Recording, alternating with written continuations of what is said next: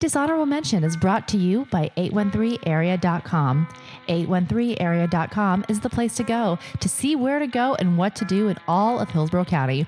Whether it's the best events, the newest restaurants, or where to be in Tampa Bay, 813 Area is your resource for everything happening around town. For the latest on where to be in 813, check out 813area.com. Dishonorable Mention is now on social media. Follow us on Facebook, and we're at Dishonorable Pod on Twitter too. Next week, we'll start taking questions from Twitter because y'all have been an amazing part of this. Thank you.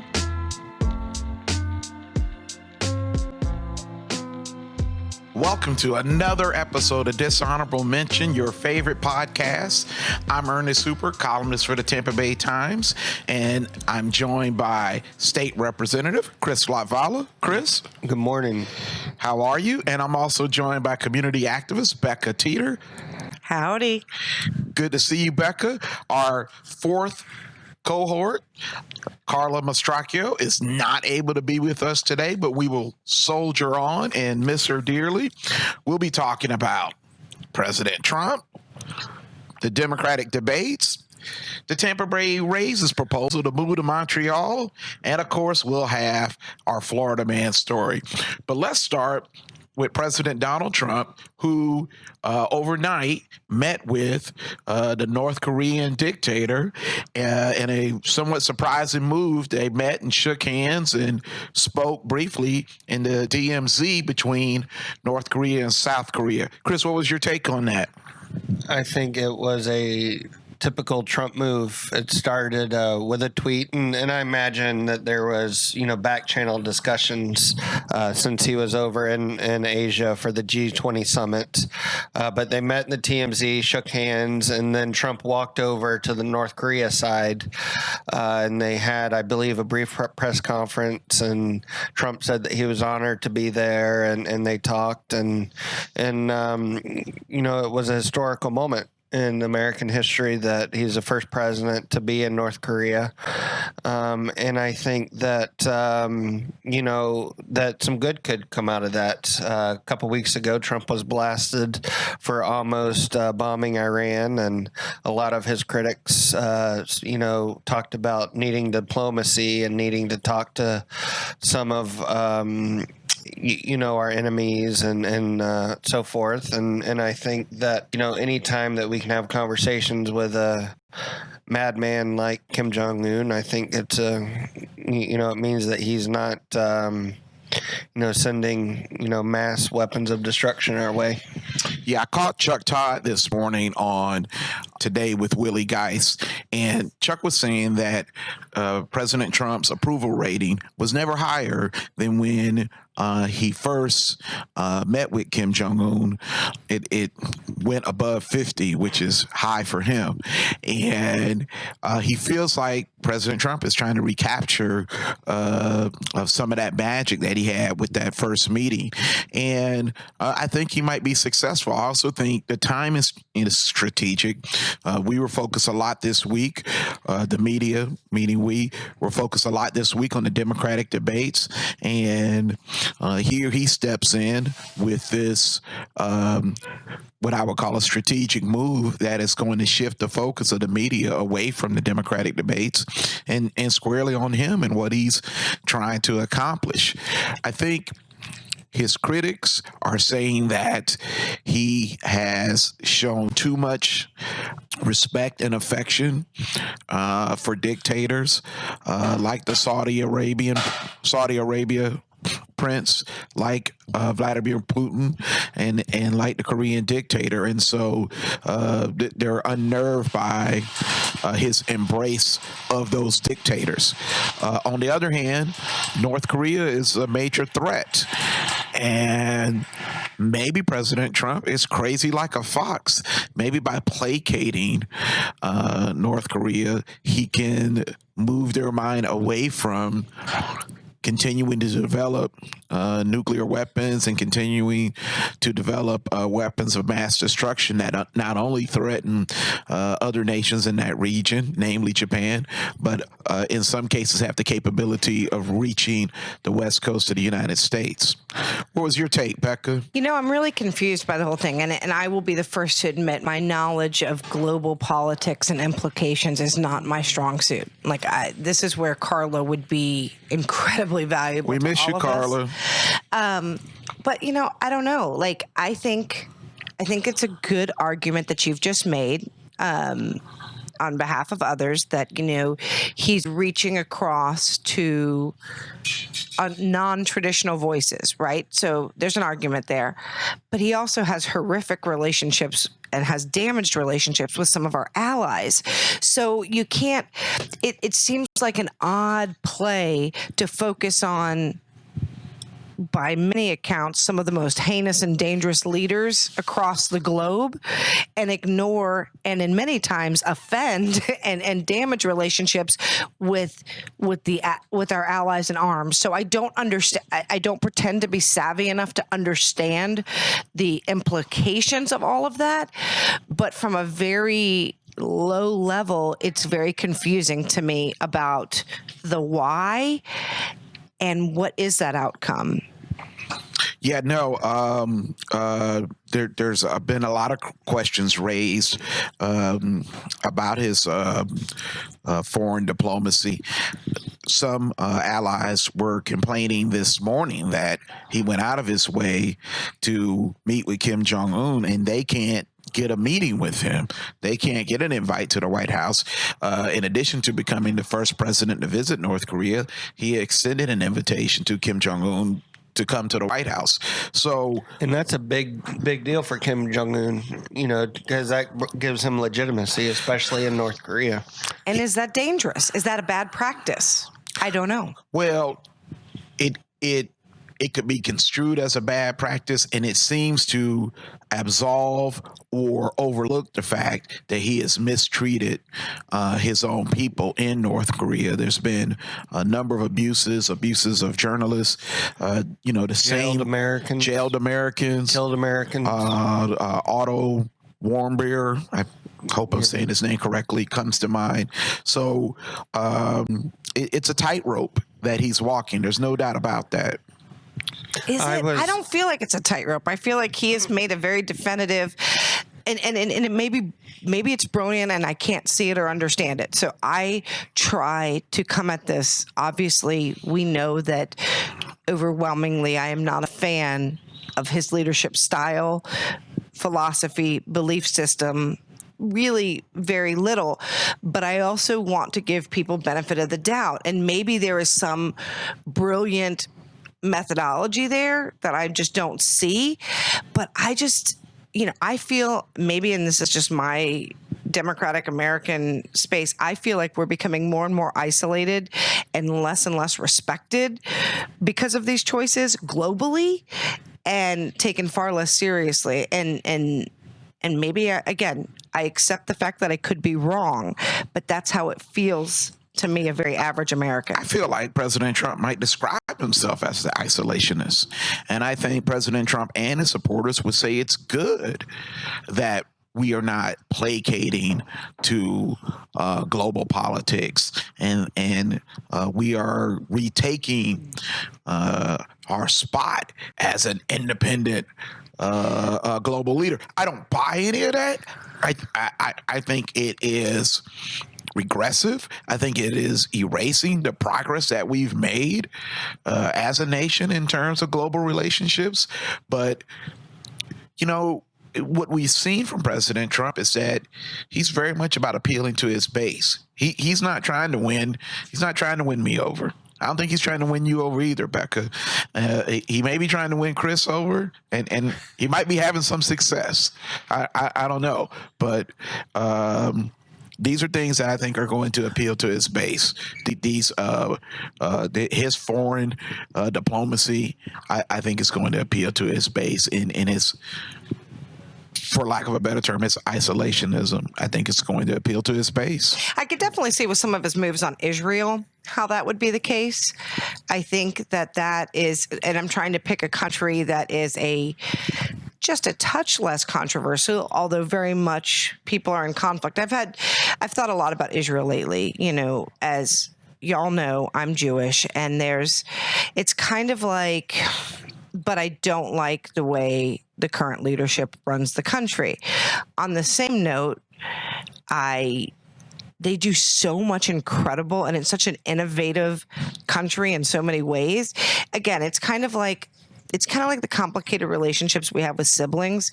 We love them. We want them. We know they belong. We just don't know why they keep making bad choices. And so I feel like, but again, back to Israel, I feel like that is a very clear-cut, calculated, and on his side of things, a very smart move with Israel. I kind of feel like Russia and Korea are a little, and Saudi Arabia a little further outside of that. I mean, or maybe I just don't have a true understanding of his deep base, because I find who represents themselves as that so problematic. Well, there are parts of the Trump base that if Obama had done the same thing, it would have been...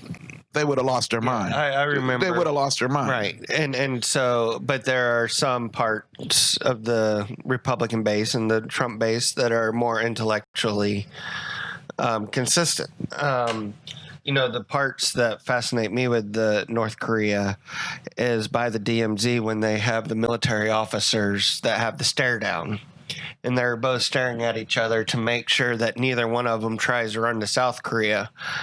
And that would have just been a hoot had one of them, bolted for South Korea while Trump was standing there, because I think they're standing there basically to shoot the other person if one of them, tries to run and flee. What concerns me about Trump being buddy is, just the brutality that Kim Jong-un does against his own people, and jailing people based on what religion they practice, or not allowing Americans to visit. We just don't let them go to all our schools here. We don't jail them. Forcing people into hard labor camps. And I think in the last summit that Kim Jong-un and President Trump had, there were some North Korean leaders that were killed because it wasn't a success.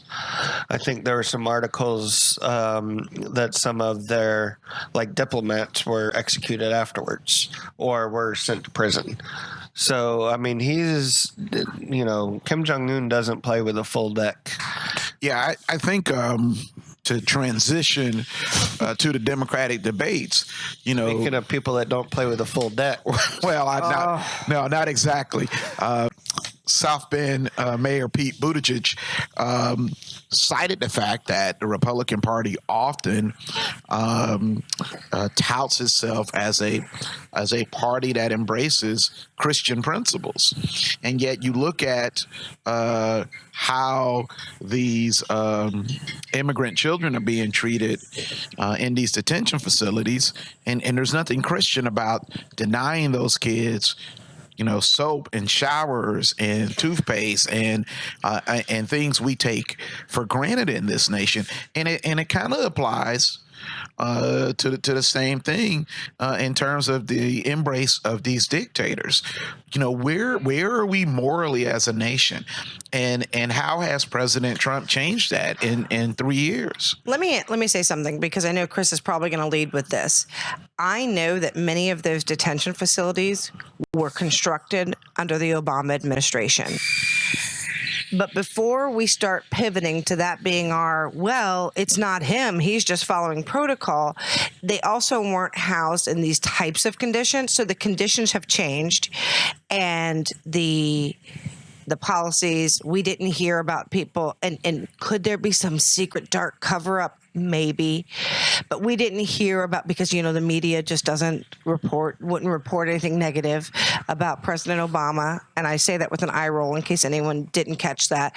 But we didn't have the frequent reports of sexual abuse coming out of these facilities. We didn't have the basic necessities that we like to survive and to function coming out of these facilities. So while President Obama deported more people than any president before him, and he was not a progressive when it comes to immigration. So I don't want to say that I think is his crowning jewel.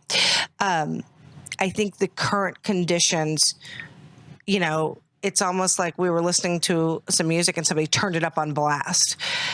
And it is like, I don't understand how anyone can say they're all these things. I don't see how you can say you're pro-life and not be outraged by this and be mad at everybody in office, because there's many people who are complicit. I don't hold just Donald Trump responsible for this. Absolutely not. There are other bodies in this country that can take action. There are other humans in this country that can take action. Well, and when the Republicans had control of the House, the Senate, and the White House, they didn't pass meaningful immigration reform. But I could say the same thing about the Democrats in 2008 and through 2010 when they controlled all three. They didn't pass meaningful immigration reform. I mean, this is an issue that's been going on for a while, and I don't think either party can claim, can be self-righteous about it. No, you're right. These are issues that have gone unaddressed, and they need to be addressed. And the problem is that we need a path to citizenship, and we need a guest worker program, because these immigrants are willing to do the jobs that very few, if any, Americans are willing to do. And we need to, embrace some of those harsh realities and deal with them in a thoughtful way. And that's not happening, and it hasn't happened with either party. Go ahead. I'm sorry, Chris. And I will probably blaspheme against President Trump and lose some of my support within my party.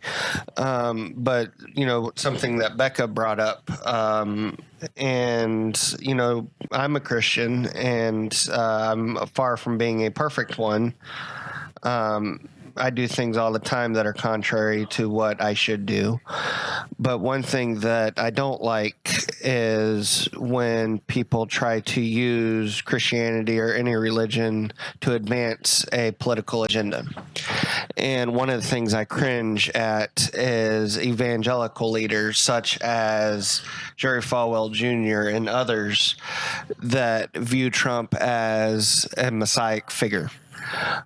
Because, and I don't know Trump's heart, but looking at his life, he is not, he exhibits all kinds of things that are contrary to what Scripture talks about, whether it was in his business dealings, the arrogance that he presents, not to mention, affairs that he is admitted to having. And I'll never forget during the presidential primary, he was asked in a Iowa forum if there was ever a time that he's asked God for forgiveness, and it was at a Christian forum, and he said no, there hasn't been that he could think of.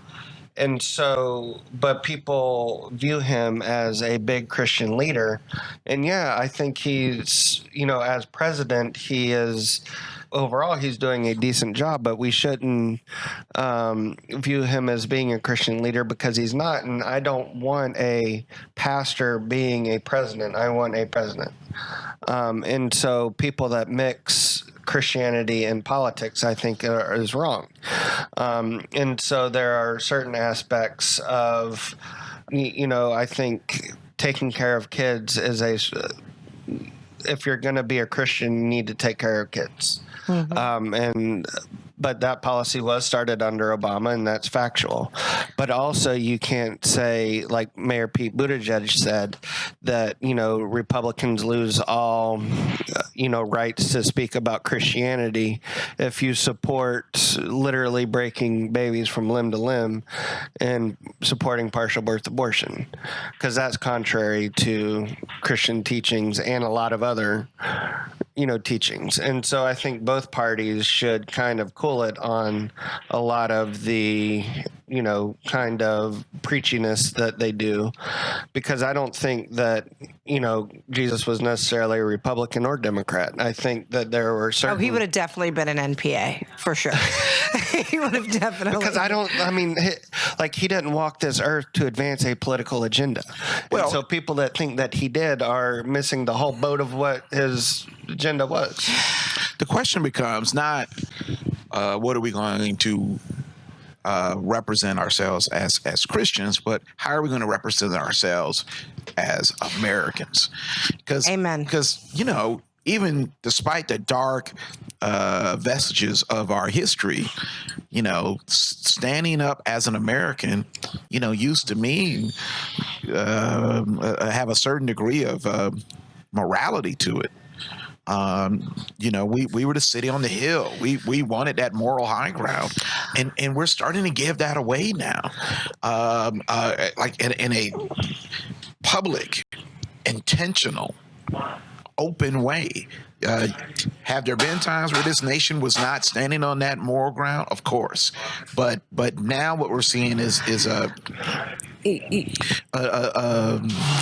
a slip in our values, I think. You articulated that really beautifully. Here, I'll let you say something because I want to share like a really powerful moment I had earlier this week. And y'all may disagree with me on this, but when it comes to immigration reform, I honestly do not think that Democrats want an immigration reform. I think they rather use that as a political weapon come election time. And I think that because that's more powerful at the ballot box than it is actually trying to get things done, because there has been opportunities to pass something.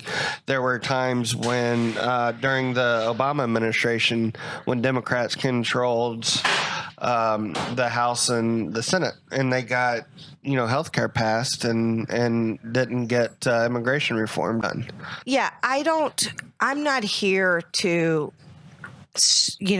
say we're great, you're terrible. I think that there's people who love to ride on the, well, don't care. Nobody wants to look in the mirror and everybody wants to point outward. And I think that is a universal problem.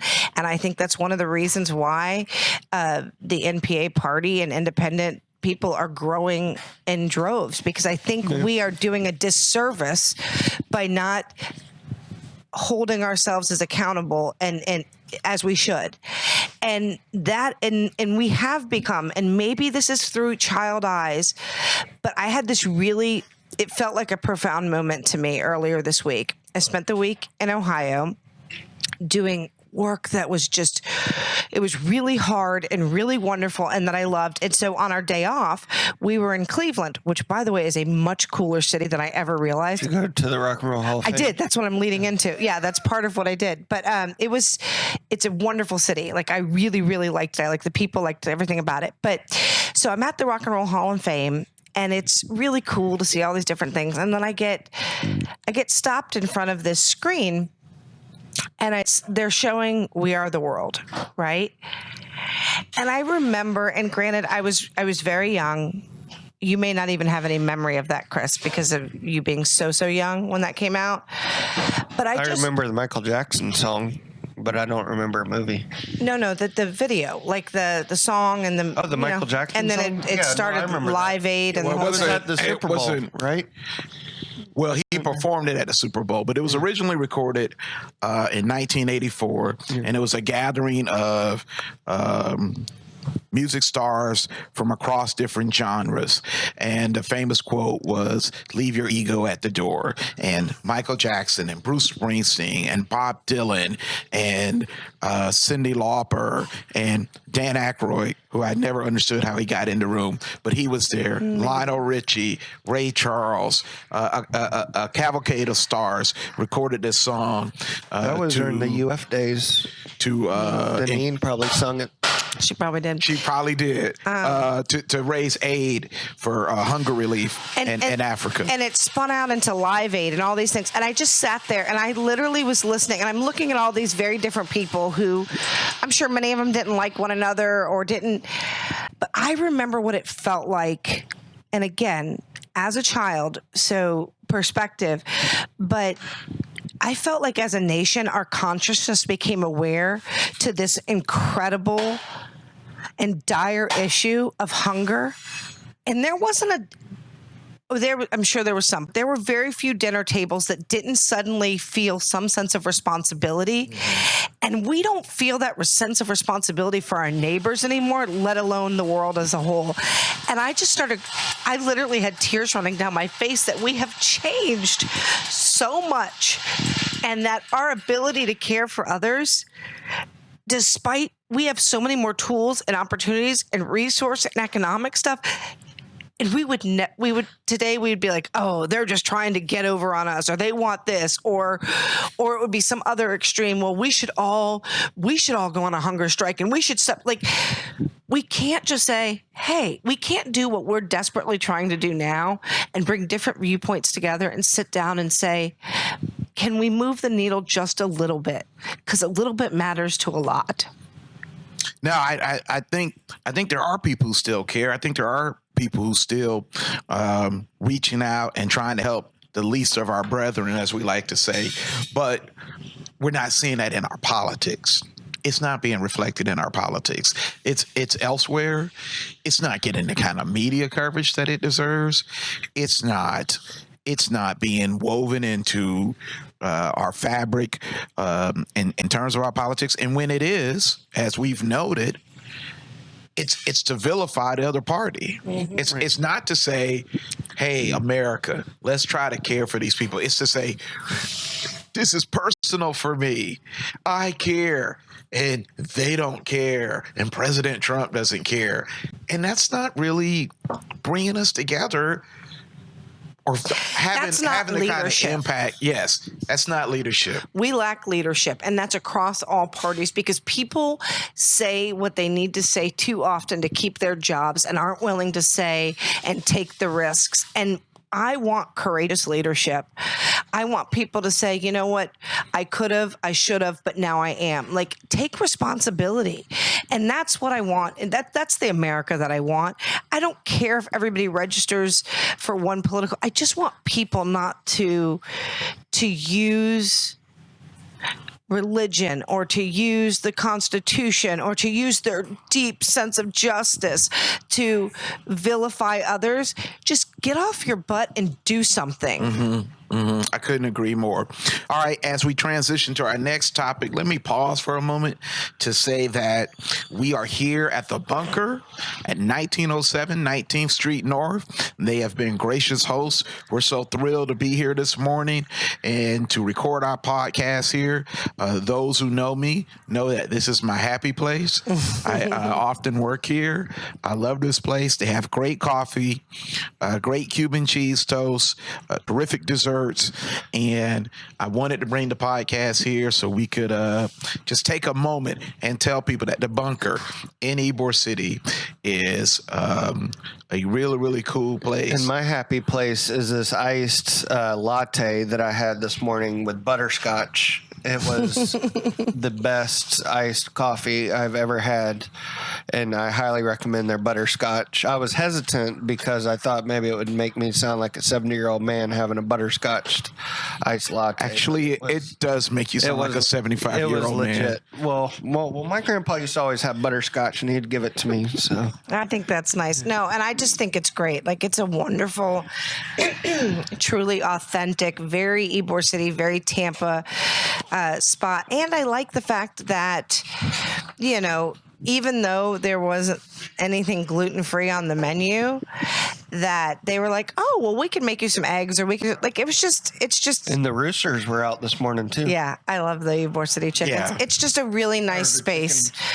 And so if you need a place to meet where food is good, service is great, and environment is very authentic and comfortable, I think Ernest has uncovered yet another gem. The Bunker in Ybor City. If you're a fan of Dishonorable Mention, make sure to also check out Ralph the Lawyer podcast here on the 813 Area Podcast Network. Starring a second-generation Tampa attorney, Ralph Guido makes the law easy and accessible for people, as well as anything but boring. With a menagerie of guests and his staff, Ralph and friends talk about everything from employment issues for women to whether or not you should cooperate with the police during a DUI check. It starts about the law, but it's way more fun and interesting than a statute book. Subscribe in iTunes, Stitcher, or wherever else you get your podcasts. You know what I wish I could do? I wish I could get Mayor Rick Kreisman and Commissioner Ken Hagan and the Rays ownership to come to the bunker and sit down and talk about the stadium situation and Rays baseball. As you guys know, the Rays proposed this week to split its home games between Tampa Bay and Montreal. It is an idea that is nearly unprecedented.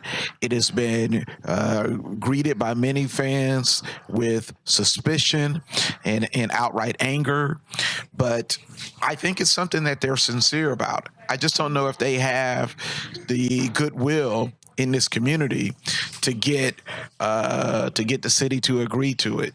It's a really kind of a complex idea. It's based on weather and the fact that they haven't drawn very well at Tropicana Field. It starts there. They've had a winning product, and Stu Sternberg, the owner of the Rays, was told that if you field a winning team, people will come. And they haven't come. So now he's proposing that they build 2 open-air stadiums, one in Tampa Bay, one in Montreal. The season would start here when the weather's nice, and we could go and enjoy baseball, as some fans say, it is meant to be enjoyed. And then the team would, as many of our Canadian visitors do, go north and complete their season in Montreal. It's never really worked in major sports. There's a lot of reasons why it wouldn't work in this case. They have to get approval from a number of people, starting with Mayor Rick Kreisman, who is no fan of this idea.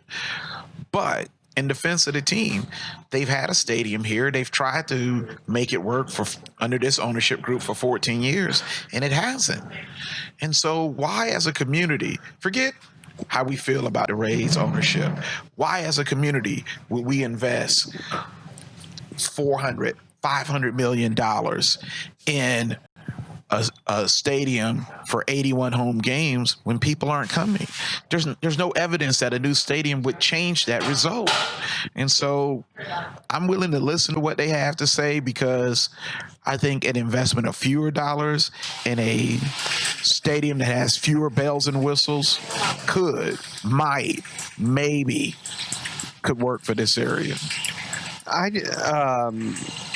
Number one, Tropicana Field is proven does not work, and I want to keep the team in Tampa Bay. Since their inception in 1998, I've probably attended over 100 games. I love the Rays. I love the history. I remember exactly where I was when Aki touched second base and we went to the World Series. I remember those moments when Evan Longoria hit the home run to send us to the playoffs on a crazy Wednesday night after the Red Sox blew a unprecedented lead to the Orioles, which even gave us that opportunity to have our comeback against the Yankees. And so, it'd be tough to see them leave. And I think it would be tough to even see them be a part-time team. And so they need to be somewhere other than Tropicana Field. So I understand that part of it. I don't think that the taxpayers need to foot the bill for their new stadium in Tampa Bay. And, the thing with Montreal is I do not see, and I'm not an expert in labor, relations or Major League Baseball, labor issues, but I don't see how the players union would support a plan like that, having a team that's a part-time in 2 cities, because you're asking players to live in 2 places over the same season. Currently, this weekend, there's a series in Europe, and those players are getting extra money to go play over there. So would our team get an extra stipend to live in Canada and in the Tampa Bay area? Well, they might. Part of the Rays sales pitch is that being in two markets is going to allow them to make more money. They don't hide that fact at all. And with those extra dollars, they would have a higher payroll. They would pay players more. Are you asking a lot of the players? Yes. Might the union turn down this idea? Yes. But and what happens in the playoffs? Generally speaking, these are players who are making millions of dollars. I don't feel all that bad asking millionaires to maintain two homes, one in Tampa Bay and one in Montreal. I mean, maybe that's unfair, but I don't, Who gets they get playoff games? Well, they haven't answered that question fully and completely. One possibility is that if the team makes the playoffs one year, those playoffs would be in Montreal. If they make it the next year, those playoff games would be here. It would alternate between the two cities. Let me ask y'all this. What type of, if y'all know, how much tourism do we get from Montreal? Like, is that? Well, from Canada, we get a ton, because especially during spring training, but a lot of it's from Toronto because of the Dunedin spring training. So that's a good question, though. Part of the sales pitch for the Rays is that with this relationship, we would have a sister city relationship with Montreal, and we would draw more people from Montreal to St. Petersburg for spring training. They would move their spring training games from Port Charlotte to St. Petersburg, and it would be an economic boost. The cynics aren't buying that. The cynics don't believe this economic boost would manifest itself. But in theory, it sounds like it might work. We know that we get visitors here from Canada. We probably do get more from Toronto, particularly in Dunedin, where the Toronto Blue Jays train. Maybe we would get an influx from Montreal if the spring training was here. And I do think the spring training part is an important component, because we have a strong and rich tradition of spring training in the Tampa Bay area and in Florida, and a lot of our teams are moving out west to Arizona because those teams are more compact and they share stadiums and the travel is less area wise, where in Florida they're more spread out. And so if we get, say, 35 or 40 regular season games in Tampa Bay plus the 20 or so spring training games, that's a little bit different than, and it also helps the players because they don't have to go to Port Charlotte, then come here, and then go to Montreal. They can just come here and then go up to Montreal. And so theoretically, we would be removing one of those home barriers that we just spoke of. Yeah, in theory, but that's just one barrier. I mean, I will give the Rays credit. They're doing what they can to get fans in the seats. They've had $5 flash sales. This coming week, before July 4th, they have $2 tickets. I mean, it's unheard of to go to a Major League Baseball game for $2. So they're doing everything that they can to build excitement. I think their TV ratings are still high, so people are still watching the games on TV. They just don't like going to Tropicana Field in downtown St. Petersburg to go to a game. And you think that's really it? Like, do you think that's really... That's the complaint I always hear, particularly from my friends in Tampa, and particularly for weekday games. Not that challenging on the weekend, but if you're talking about a game that's Tuesday night at 7 o'clock, you're asking people in Tampa, and really people all across the Bay Area, to get off from work, go home, change, jump back in the car, wade through traffic on I-275, wade through traffic across the Howard Franklin Bridge. And then now you're hitting traffic in St. Petersburg when you come to the Gandy the Gandy exit. I look at what St. Pete did, and it's probably Pinellas County as much as St. Pete, but we host this really robust, one of the largest in the country pride parades, right? And they had so many different options for transportation. Like I saw our commissioners riding buses that went back and forth. Like then I think that's a failing on behalf of whether it's St. Pete or Pinellas County or whatever. If that's really one of the things, then why don't we? That's a very low cost way to be like, okay, here's some transportation depots, and you make like fun. We use our PSTA system in a really positive and affirming way, which is environmentally smart, fiscally smart, and then if they want to take a ride share home or whatever. But why aren't we doing more of that? They've tried some of those things, probably not to the extent of the Pride Parade. I think it's easier to gear up those kinds of transportation solutions for a singular event or even a weekend of events. But the efforts that they've made in that arena have not been as successful. I think, there are some who question how much the Rays have done in terms of trying to drive attendance, being imaginative and innovative. They have tried some different things. In my opinion, the effort hasn't been as intense as it's been in years past. But when you talk about transportation, again, the theory is that there are more fans in Tampa, but they are reluctant to drive across the bridge. That can't necessarily be solved by PSTA, and I don't think. Do you think that would be solved because they own Al Lang Field? So if they move to Al Lang Field, do you think that increases attendance? Well, again, parking would be a challenge in that area, and the Rays would have to do some fence mending in terms of where they stand with people in St. Petersburg. And they've tried that before. Yeah, originally the solution to getting more attendance in St. Petersburg is getting more people in St. Petersburg, not getting more people from Tampa to drive over.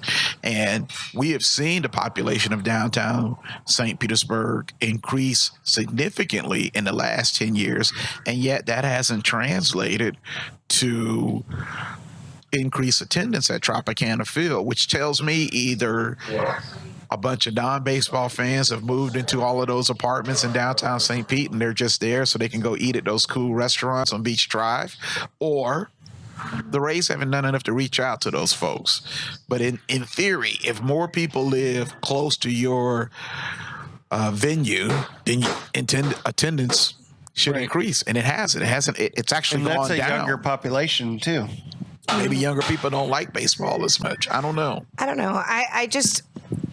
I don't purport to know more than these really smart people that are working there. I believe that when we have a system that doesn't work and, our attendance is really low, and I'm not calling it a failing franchise because it's definitely not failing, but it's failing to thrive as part of our community. I don't think that's good for us as a destination. I think that's not just like, I don't want to just hold on to something. It's like staying in a bad relationship because it's comfortable and you're afraid of what will happen. I have developed a love for baseball, generally played by those in elementary and middle school, but nonetheless, I can appreciate. And you get intense at those games too. I do. You've almost gotten kicked out a couple times. That's incorrect. I just get very excited. But the players play, the umps ump, and the coach. No, I have great relationships with them. I'm very. Okay. I just get very excited and cheerful and. Okay, good. But anyways, so I understand what it can feel like to really love sports. I know how Chris feels about his Knights. I know how my dad feels about the Bulls, and my brother feels about the Seminoles, and all those things. I know that there can be a deep connection to a sporting thing. Very articulate. But I do know but just because it's nice to have it doesn't mean we should. I asked you before we started recording, and maybe we're not, we do a lot of things really well in this community. We have remarkable tourism. that is a great financial boon for us, and that should constantly be part of it. But why aren't, we should study, where does that come from? How does sports play into it? And if it's not, then maybe that's not our silver bullet. And again, there is some ego and some emotion involved in the feelings of some of the fans, and quite frankly, some of our civic leaders who believe that to be a major league town, we have to have sports franchises. I disagree. I don't think our greatness is measured by that.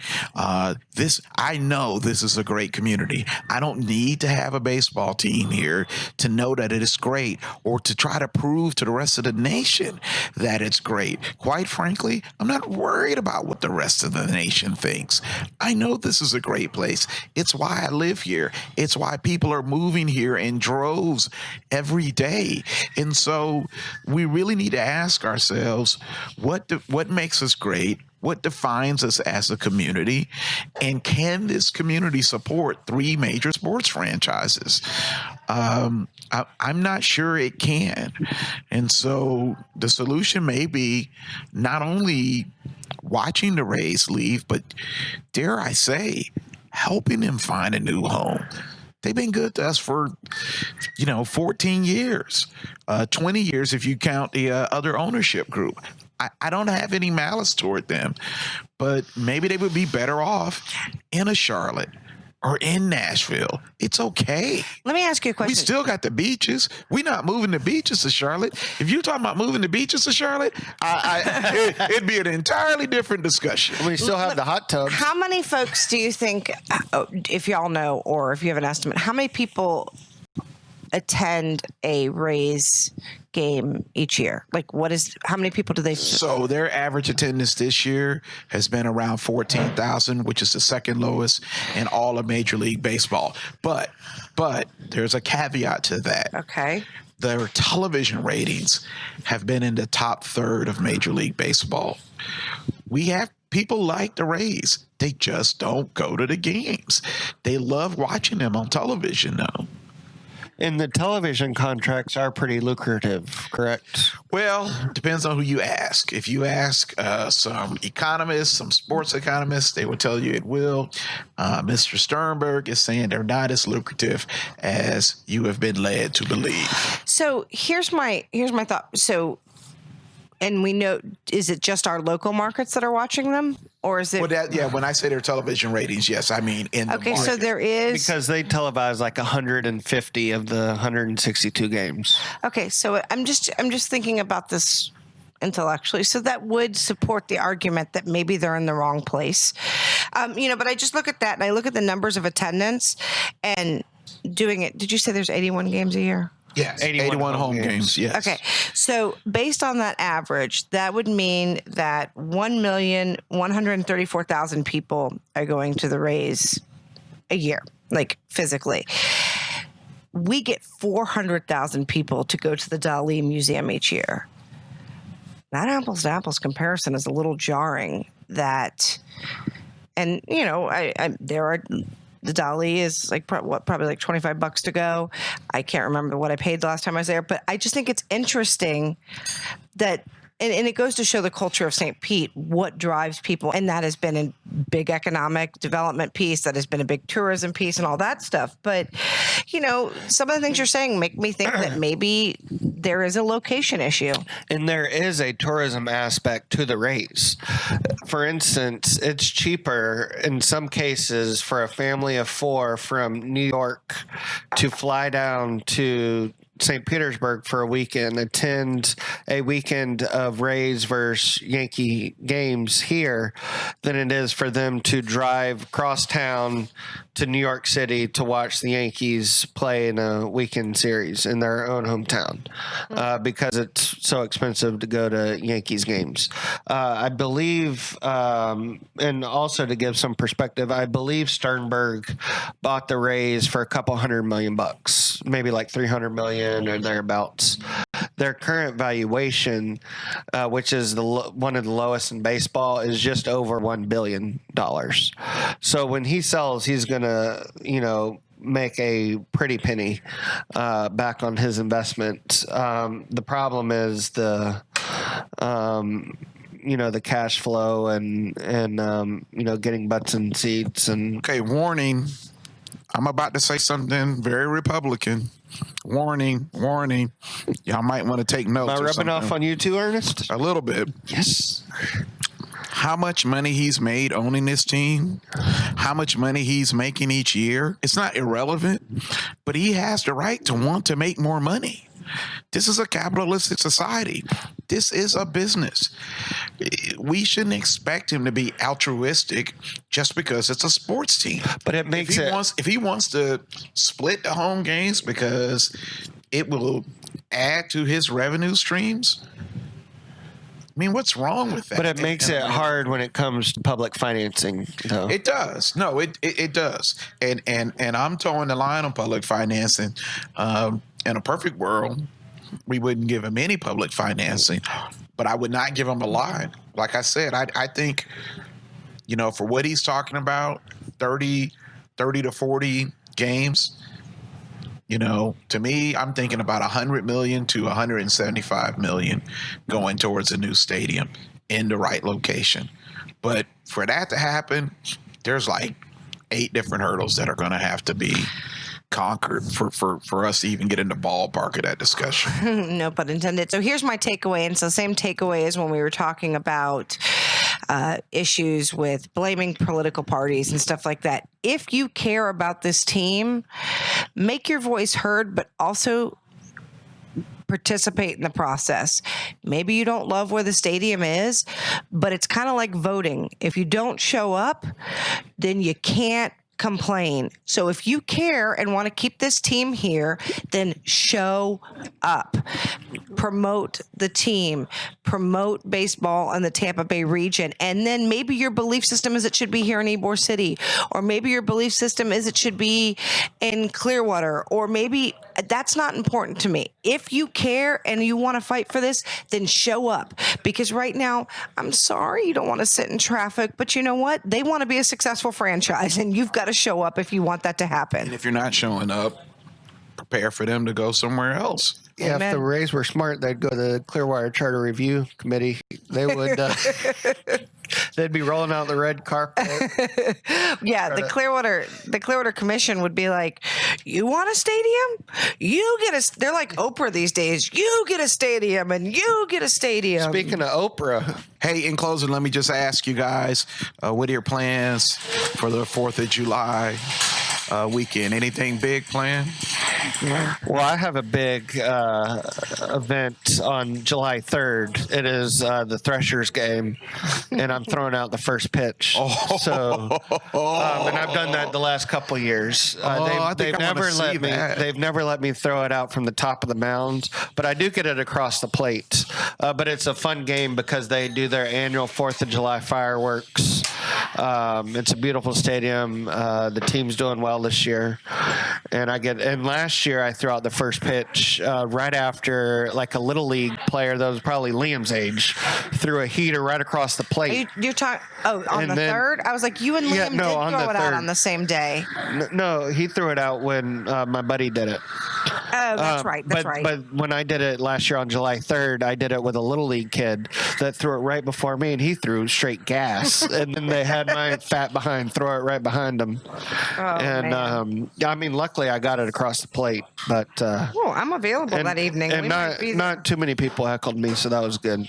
Well, that is good. Well, and you do support the Threshers, and I do think that it's a wonderful night out. And they have a great fireworks display. But I don't want to take away the fact that on the same night, the Rays have $2 tickets. Right. So you're just saying, please support local baseball. If you're in Clearwater, yeah, support baseball. We have spent the last 6, with one exception, 4th of July's with our dear friends, the Blacksburgs. My husband practices law with Carrie Blacksburg. They work together, and y'all know Katie from the podcast, as she has been a pinch hitting producer. We love Katie. We do. All of our families will be getting together in Gulfport, and we will be celebrating that and their daughter's second birthday, which is July 5th. So, Oh, nice. I have a very special 4th of July planned with people we love very much. My plans are still tentative, but I want you to know, I think, Chris, I'm going to be in your district on the 4th of July if all goes as planned.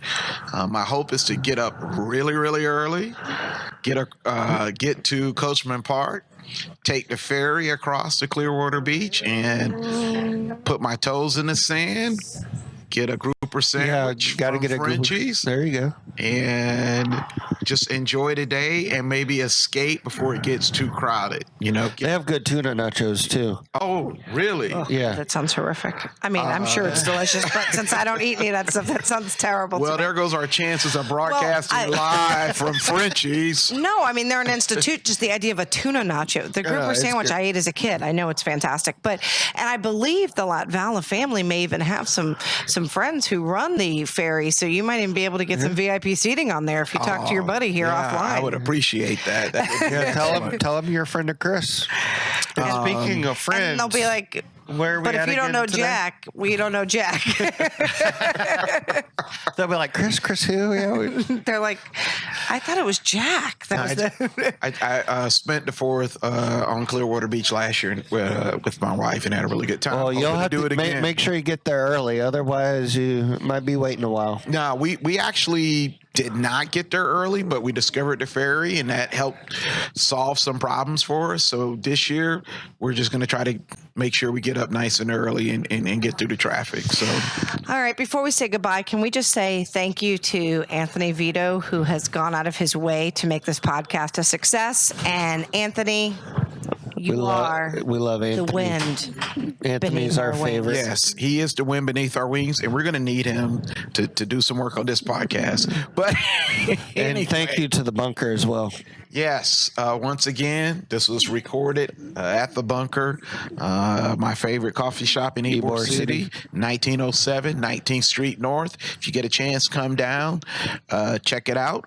And hopefully next time you hear from us, our friend and colleague, Dr. Mastracchio, will be back with us. Ice butterscotch latte.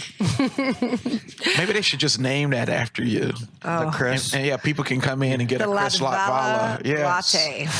Tell them you're friends of Ernest's. Yeah. They'll put it on his tab. There you go. Right. There you go. All right. Thanks, y'all. All right. Talk to you soon, Thank you. guys. Bye.